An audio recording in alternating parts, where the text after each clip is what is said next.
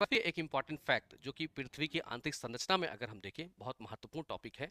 यहाँ पे अगर हम देखें तो पृथ्वी के अंदर अगर देखें तो 3 लेयर मिलती है अलग अलग, जिसको हम ऊपर वाले पार्ट को क्रस्ट कहते हैं, ऊपर वाले पार्ट को हम लोग क्या कहते हैं यहाँ से क्रस्ट कहते हैं, जिसको क्रस्ट कहते हैं।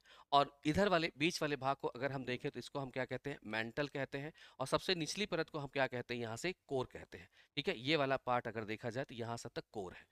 अब अगर बात करें ऊपर की परत की तो ये तो क्या है, ठोस है।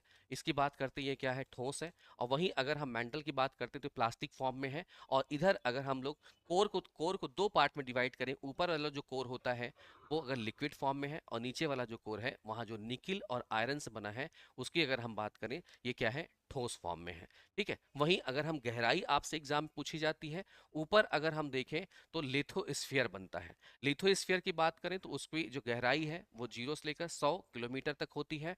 और 100 किलोमीटर से अगर हम चले जाएं कहाँ तक, 2900 किलोमीटर तक चले जाएं, यहाँ से 2900 किलोमीटर तक चले जाते हैं तो ये गहराई किसकी होती है, मेंटल की। और यहाँ से फिर हम यहाँ से 51-55 मतलब 5155 किलोमीटर तक चले जाते हैं तो हमें आउटर कोर की गहराई मिलती है। और सबसे इनर कोर की अगर हम बात करें यहाँ से यहाँ तक आप जाते हैं तो ये पड़ती है 6371, लगभग 6400 किलोमीटर तक गहराई मिलती है। इससे आपके एग्जामिनेशन में क्वेश्चन पूछे जाते हैं।